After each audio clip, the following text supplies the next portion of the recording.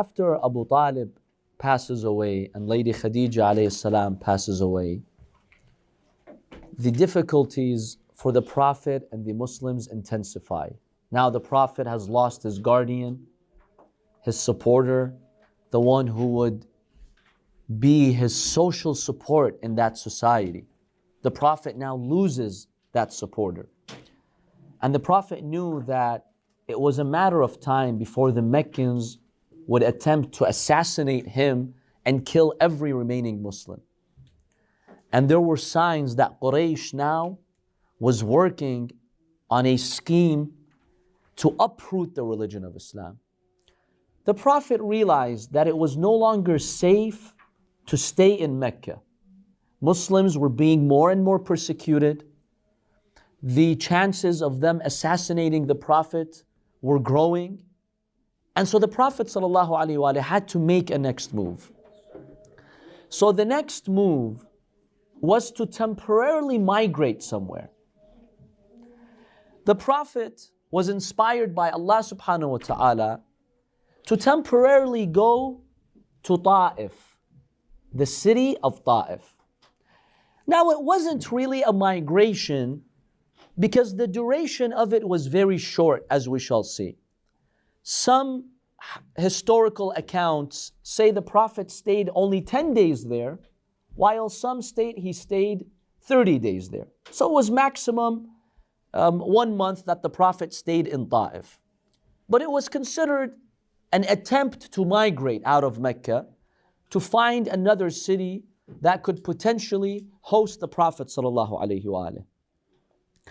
So it was in that 10th year after the Ba'thah, in the month of Shawwal, which is the month that comes after the month of Ramadan, Allah subhanahu wa ta'ala gives permission to the Prophet to go to Taif. Now where is Taif exactly?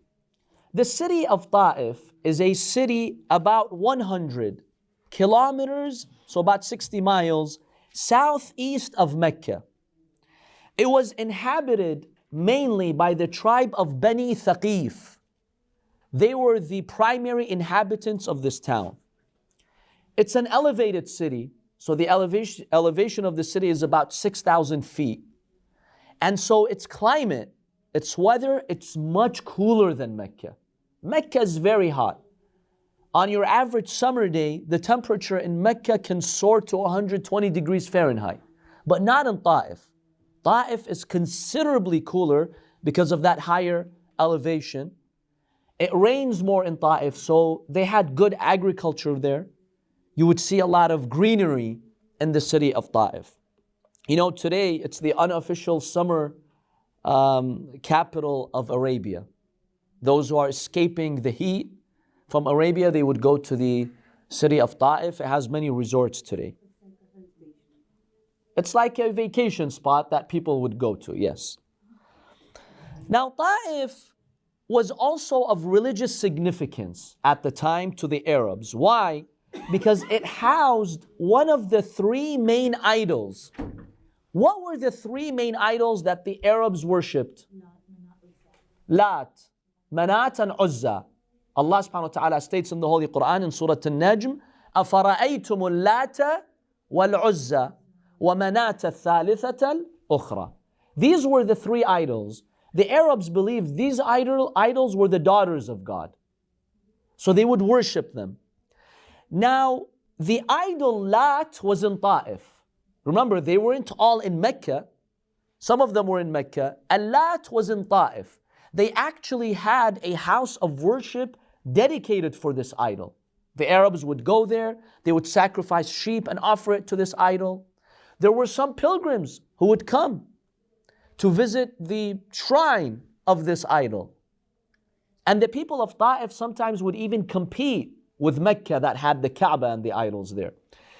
So historically, it had great religious significance over there. You know, one of their crazy beliefs was that when it would get too hot in the summer, they believed God would actually go to Taif by his daughter Lat and, to escape the summer heat. They had some of these fancy beliefs. So the Prophet ﷺ decides to go to Taif. He leaves Mecca. he goes to Taif. Who does he go with?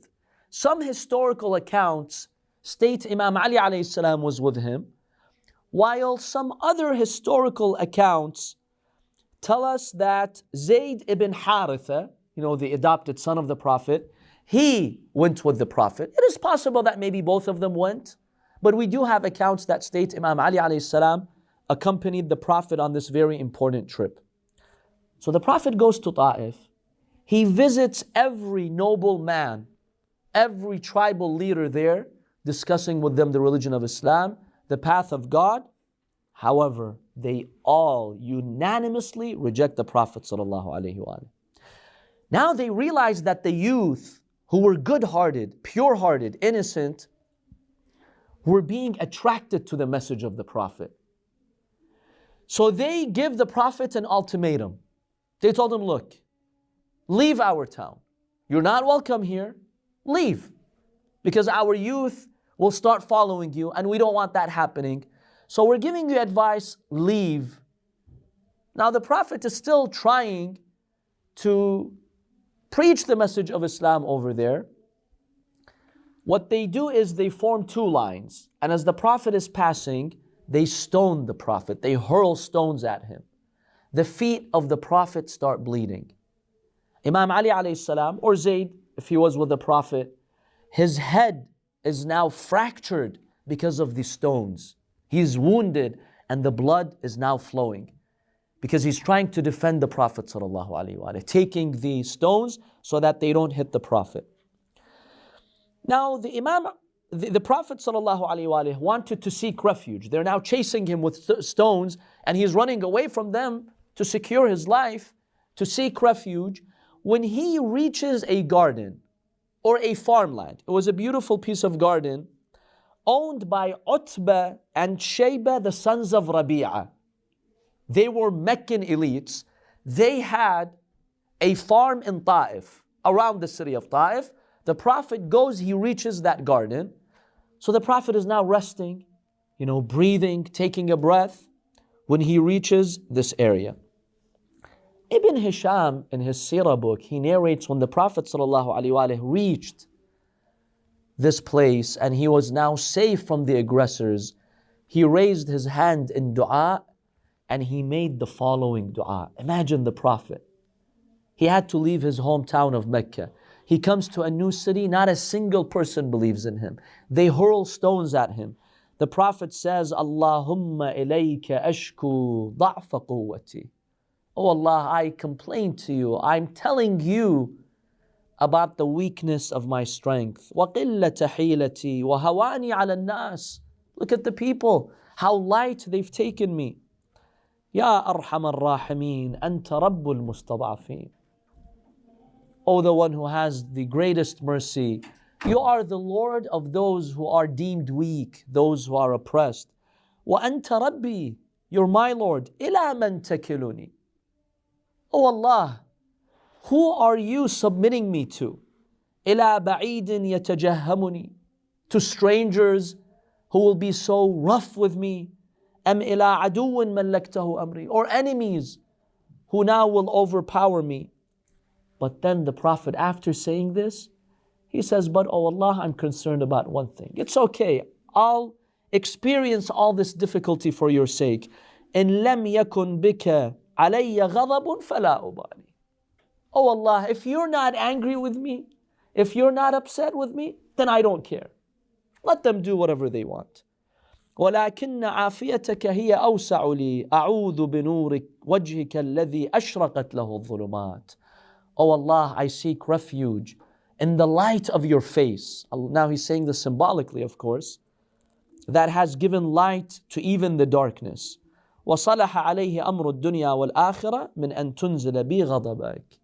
Oh Allah, I seek refuge in your light, so you protect me from doing anything that angers you. Look at the faith of the Prophet. He's doing exactly what God wants him to do. He's being harassed, he's almost killed, yet he says, oh Allah, my only concern is not to disappoint you. This is the rahmah of the Prophet. This is the iman of the Prophet sallallahu alaihi wasallam. لَكَ الْعُتْبَى حَتَّى تَرْضَى. Oh Allah, I will keep begging you and knocking at your door until you are pleased with me. وَلَا حَوْلَ وَلَا قُوَّةَ إِلَّا بِكَ. The Prophet makes this dua. Now the owners of this farmland, those two pagans, they see the Prophet in that state.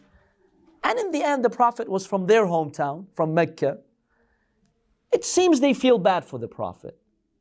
So they had a servant by the name of Addas. They tell him, go and take some grapes to the Prophet so he can eat. So Addas, he takes some grapes, he offers it to the Prophet. The Prophet takes a few of those grapes. Before eating, he says, Bismillah, I eat in the name of Allah. Addas was shocked. He tells the Prophet, not knowing who the Prophet is, this is the first time I hear someone in this area mentioning the name of God before he eats something. Who are you?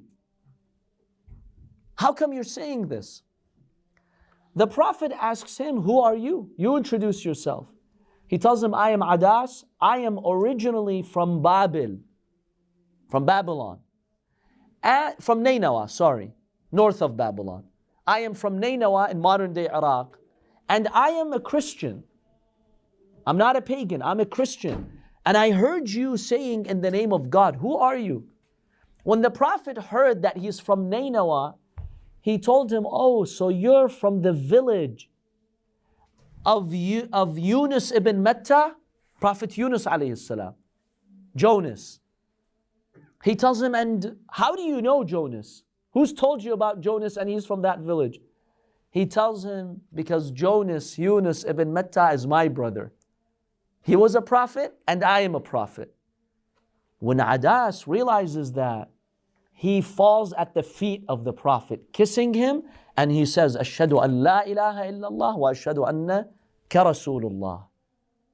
You are the messenger of God, and the Prophet introduces himself to him. Now when he becomes Muslim, Addas, his owners, the pagans who owned him, right? The sons of Rabi'a, they get shocked. One of them tells his brother, see, he's even corrupted our servant. He's put some spell on him. He talked to him for a few minutes and he became a Muslim. And that really disturbed them. So now the Prophet ﷺ gives up on the people of Taif. They literally kick him out and they start chasing him with stones. So he had no choice but to leave the people of Taif after about 10 or 30 days. So maximum, he spent only 30 days in the city of Taif. Now, by the way, one reason why Taif vehemently rejected the Prophet was a political and economic reason. Taif had strong economic ties with Mecca because Mecca did not have vegetation, fruits, crops. Where would they import their fruits and crops from? One of the cities was Taif. So if the people of Taif would have accepted the message of the Prophet, the Meccans would have immediately done what? Boycotted them. And that would have disrupted their economy. That's why the elders of Taif don't even try to engage in dialogue with the Prophet to see if he's really truthful or not. They knew he was telling the truth. They told him, look, we're not interested. We have a social, economic system. It's going to disrupt it if we believe in you. So just leave us. So this is one reason why they really rejected the Prophet, because Taif, in the end, at the time, it was a small town, and they were heavily dependent on Mecca. So they did not want to risk jeopardizing their relationship with Mecca. Now here's an important question. Was the journey to Taif a failure? Pointless? Why would God have the Prophet go to Taif when he couldn't even stay there 10 days? What's the point of the Prophet going there? When Allah knows that it's not going to work out. Yes? And isn't it just to give them the message? Like a warner, just as a warning. So that's one of the reasons. 4 primary reasons why the Prophet went to Taif, even though he knew their reaction. Number one, the Meccans had propagated that the Prophet is a sorcerer, magician. He casts spells on people. Now, when you are dealing with accusations like that, it is your rational moral obligation to go and make yourself visible to the people to dispel these misconceptions. See, some people, we see that in our society today. When people start accusing them, what do? They retreat back, they isolate themselves, they don't want to see anyone. Islamically, this is wrong. When people are brainwashed and another image of you has been presented to the people, go out there in society, show your real personality. Eventually, people will realize that what has been told about you is false. It's just allegations and fabrications. So the Prophet wanted the people of Taif to see him firsthand, to realize that the Meccans are lying. Because maybe some people really had doubts. When the people of Taif saw the Prophet, they knew in their hearts, now this was a true messenger. They saw him speak, they heard his message. And so the Prophet is actually showing us that when people do that to you, don't isolate yourself, make yourself lonely and not meet anyone. That's not a healthy thing to do. Because it might even reaffirm some of the misconceptions in the minds of people. You'll end up being depressed and you'll lose your cause. Go out there. Don't be afraid. If you know the allegations to be false, be courageous. Go and show yourself. Eventually the truth will prevail. So that's one lesson the Prophet ﷺ was demonstrating. The second very important lesson, the Prophet is teaching us, look, when you work on a project, whatever it is, whether it's for Islam, big, grand, global project, whether it's a small project, whether it's a business project you have for Allah and Ahlul Bayt, whatever it is, there will be times when you will try something, it's not going to work. You'll reach a dead end. Don't give up. I went to Taif. It didn't work out for me, but I didn't stop. I didn't give up. Then I tried Medina. It worked out for me. So the Prophet is practically teaching us that this is the natural cycle of life. You will end up doing things that are not going to work out for you. What happens to most people, they get demoralized. See, if the Prophet did not have that spirit from God, after Taif, he would have given up. Okay, what's the point? I tried going to another village, not a single person believed in me. Forget it. The Prophet is teaching you, no. I went to Taif, I got stoned, nobody cared about me. I had to go back to Mecca. I didn't give up. Then Allah opened it for me. I went to Medina and everything changed. So the first migration, okay, it was a failure. But there's a lesson in it. Don't give up. There is another pathway. So the Prophet is actually practically demonstrating to us, don't think that the path of God or the path of life in general, there's a red carpet for you over there. No. There will be thorns on the way. You have to make adjustments, recalculations. You have to keep trying until Allah subhanahu wa ta'ala gives you victory. And this was really a powerful lesson for the later Muslims who came and they saw how Allah really elevated the Prophet in Medina. Like, wow, who would have seen that before when the Prophet was in Taif? Who would have foreseen that? No one. So this was a beautiful attempt, by the Prophet ﷺ, by the instruction of God, of course, to show us this wonderful lesson. And the Prophet is also teaching us, look, don't look at instant results.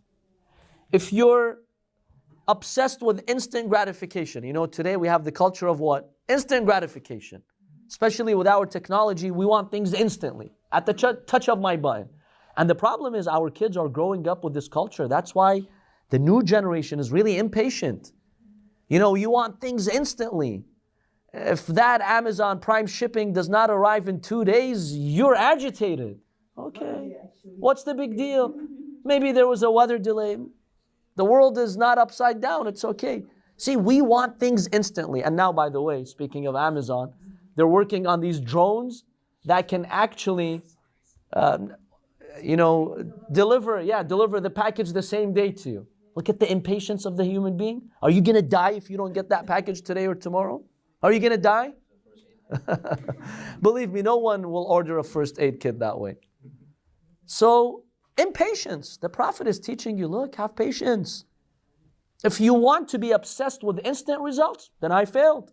I, as your messenger, failed. Look at long-term results. So initially, there were no tangible results in Taif. Then Allah subhanahu wa ta'ala opened the path. So there are beautiful lessons that the Prophet was demonstrating to us in his journey to Taif. And so it's wrong because some have accused the Prophet, some maybe Orientalists, some historians, when they look at the Prophet's journey to Taif, like, oh, this was a failure. What a bad idea the Prophet came up with. No, it was by the instruction of Allah subhanahu wa ta'ala. So the Prophet goes back from Taif and he tells Imam Ali alayhi salam, it's okay, let's have patience. In the end, Allah subhanahu wa ta'ala will give us victory if He wants.